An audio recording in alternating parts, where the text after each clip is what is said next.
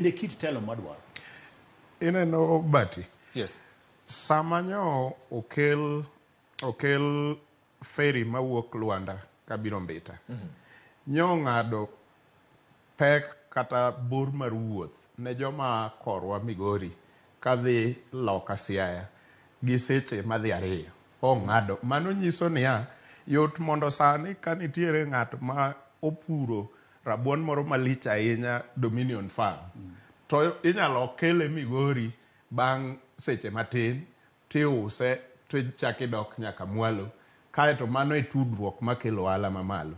Nikech sani ka ng'ato wuok korwa wendo to ridore Mbita tidonjo gi gachi ne feri idho loka Luanda tiseng'ado dakika matin no in Siaya. To kinde machon kata kane pok jakom odonje handshake gi Kibaki mokwongo yo kata Makindu Beni ne onge madhi Kisumu. Ne en Kisii kiluwo Yugis kidhi.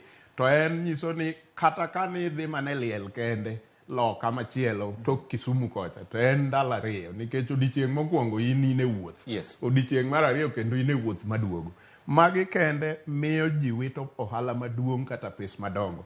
Kaka makwacho nitiere kakoro chieng' moro gigik e kiwango maginyalo kelo kata the cruise boats miwacho kata meli madongo mag cruise go. Nyiso ni nyoro dwe mar 8 ka nyo an gi conference moro ka. Beding'e ni jaduong' mak nitie jok manyo wabuk ndeke gi kowuok Uganda kata Tanzania at a cost of 60,000 60,000.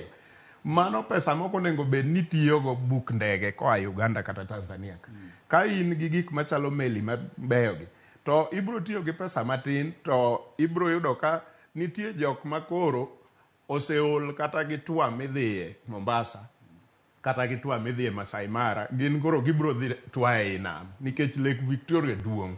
Kiringo midhi Mwanza kendo ringo miduogo Bukoba midhi kama nade nyaka Uganda midhi Jinja kendo ichaki duogo e dho nembewa ma owuok Busia, Kisumu, Kindu Bay kakalo nyakang'i chop Kadem.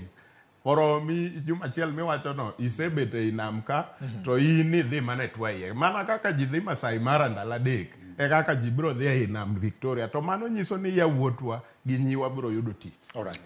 Mano nyiso ni pur mapurore e lak nam kani, nduma mipure lak nam kani, galot mipure lak nam kani, en ibichame e nam kanyo nikech mago koro ready market. Koro gini create nwa market, to samo create nwa market ni chako duogo. Nyoro ugolo kendo sister station ube ugolo data point aparo. Kiwacho apani machane report mowuok e national government. Kiwacho kaka areas mag gwenge mopogore e Kenya ka contribute ne GDP. Nyi neno ka e region ma Nyanza gi kuonde machalo kamago biro gimoro namba 4 namba 4 gi ni kuno.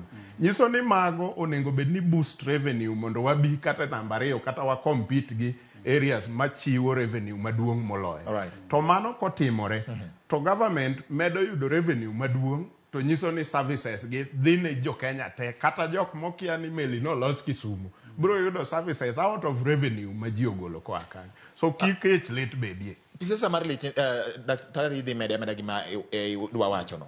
Siasa mar